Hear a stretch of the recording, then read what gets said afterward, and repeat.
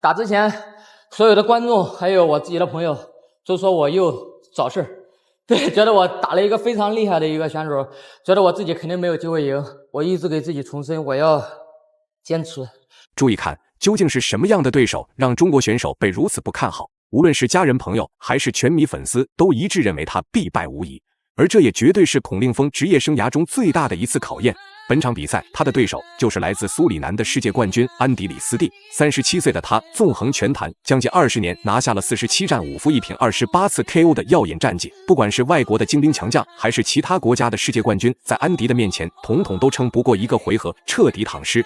甚至他还用1年的时间就横扫了整个日本拳坛。而杀伤力十足的重拳重腿，曾一度成为了日本所有踢拳王者挥之不去的噩梦。但没想到，就是这么一位世界王者，在隐退4年之后，竟直接向昆仑决下了挑战书。不仅扬言中国功夫是垃圾，还声称仅用3年，他就能彻底称霸中国拳坛，统治中国的搏击市场。就在大家猜测昆仑决会派出哪位中国选手时，孔令峰的名字却给了所有人当头一棒。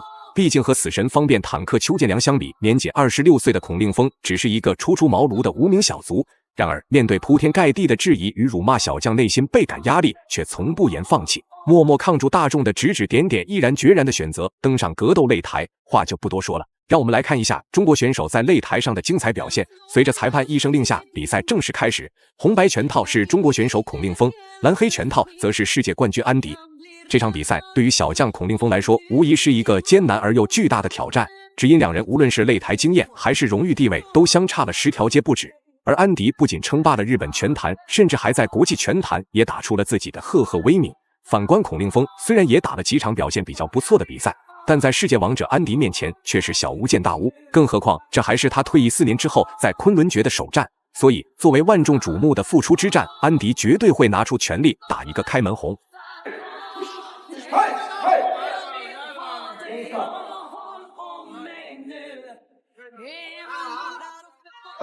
第3，哎呦，安迪这个后手，黑安迪这个臂展啊，我们观众朋友可以看一下，臂展真的是，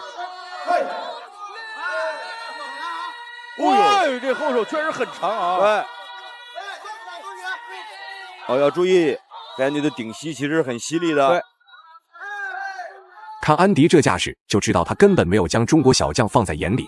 而从他登上擂台的那一刻起，就一直虎视眈眈地盯着对手的内围，持续的步伐压制和虚晃的拳头试探，也是让孔令峰一时间找不到应对的方法，只能暂且游走在擂台边缘，用防守反击和防守还击，尽量不让自己陷入到太大的劣势中。不过，安迪作为征战擂台20年的拳坛老将，打法战术极其成熟老练，在一举一动具有迷惑性的同时，打出的拳脚也是杀伤力十足，这就导致可能孔令峰稍微一个疏忽，就会彻底躺尸擂台。孔令峰现在的训练也是左右换架，是。要注意他的顶膝，迎击的顶膝。漂亮，后手拳。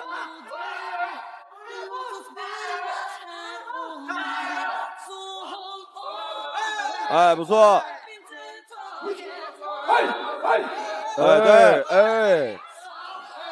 要注意。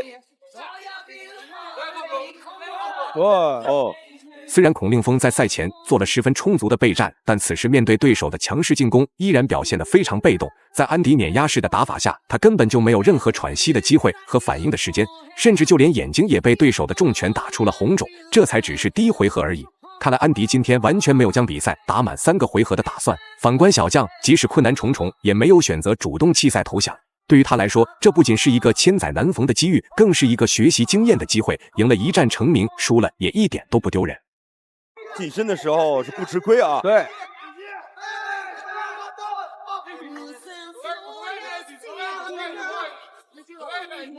好，第2局准备开始。其实孔令峰，我觉得还是要把距离贴得相对近一点啊。这个黑安迪确实这个远距离，他那个距离是超远距离。对，你觉得那是远距离，他已经很适应了。是。要打动作，两人换拳，安迪有攻有守。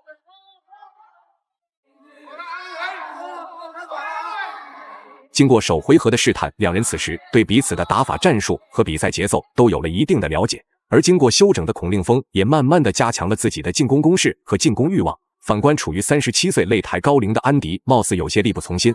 虽然他在退役的4年时间里没有放弃过训练，但在尚且年轻的孔令峰面前，体能还是太差了。曾经辉煌过的安迪，随着年龄的增长，已经渐渐退出了职业巅峰时期。相反，26岁的孔令峰却处于巅峰能打时期。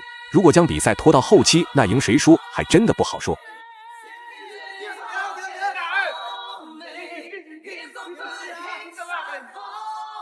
他确实手臂太长了。是。他这个后手直拳或者两个拳打出去，就跟一条很长的棍子一样。对。而且安迪这个肤色呀，有时候打出去的胳膊又长。对，打准，低扫，有戏。安迪的右腿有反应了。对，这孔令峰擅长了踢对方的这个后腿。对，孔令峰这场比赛不仅关乎着自己的职业生涯，更关乎着中国拳坛未来的发展。毕竟安迪这家伙是奔着称霸中国拳坛、统治中国的搏击市场而来的。而赛前可以说，几乎有将近99%的拳迷粉丝并不看好他，但孔令峰却背负着众人的不看好和看不上，坚持登上擂台。相信被击倒了一次的安迪，也慢慢的意识到了事情的严重性。可能他怎么都想不到，一个名不经传的中国小伙，居然会在擂台上爆发出如此强大的威力。本来以为是一场没有悬念的必胜之战，但实则却大错特错了。安迪，顶膝。避开他这个后手就 OK 了，这个距离要避开。对，就这个我们平常说的中远距离要避开。是。推开有动作。孔令峰要用其他的动作来掩饰啊。其实后腿低扫，很有效果了已经。对。你看黑安迪现在在变架。对。就是不给孔令峰一准确的距离。是。第二局里其实他的身体已经反映出来了，他的右腿对已经有反应了。是。所以现在孔令峰主要是针对他这个直线拳法。来到第3回合，两人的攻势都下降了非常多，而孔令峰在擂台上的表现也让赛前不看好他的人都眼前一亮。这场比赛无论结果是输还是赢，孔令峰都绝对称得上是中国拳坛最大的一匹黑马。此时头脑冷静、打法清晰的孔令峰也慢慢的改变了自己的打法战术，不再只是一味的与对手进行拼拳，而是将战场控制到中远距离，用扫踢来攻击安迪的下盘。再这么打下去的话，那安迪的中国首战绝对会画上一个句号。如果不是因为他的抗击打能力比较强，说不定早就已经彻底躺尸了。不是很好。对。拳的力量也没有那么大了啊。对。顶膝。推开的时候3板斧啊，想把孔令峰一下制住，结果没想到是。孔令峰尝试顶膝，推开其实可以有动作。对，对，又低扫。你看现在安迪的拳的力量就没有那么大了。是的，因为从第2局后半段开始被压制的有点狠。对。你看那个拳打，即便是打在手臂上，力量也出不来。是。还在顽强挣扎的安迪，早就已经丧失继续抗衡的体能了。虽然他还能咬牙发起进攻，但这些拳头的精准度和力度却都变成了笑话。反观体能同样不支的孔令峰，则加强了对对手的精准打击。这场比赛想要出现 KO 的情况，几乎是不可能的了。而从有效点数上来看，却是小将孔令峰更加具有优势。如果安迪不能在比赛的最后击倒对手，那他今天必败无疑。还想通过刷小怪的方式来打开自己在中国拳坛的名气，简直就是异想天开。安迪今天绝对会经历职业生涯中最黑暗的一场噩梦。孔令峰打准。其实现在两个人啊，在打法上或者是技术某个单个技术上稍微做一些变化，效果会更好。是。但是现在俩人其实进入一种相应的默契。对。顶膝，再来，加一组。再来顶膝，再加个扫踢。好，比赛结束。最终孔令峰成功以点数优势拿下了比赛的胜利。以上就是本期视频的全部内容。大家觉得中国小将孔令峰本场比赛的表现如何？欢迎在评论区留言讨论。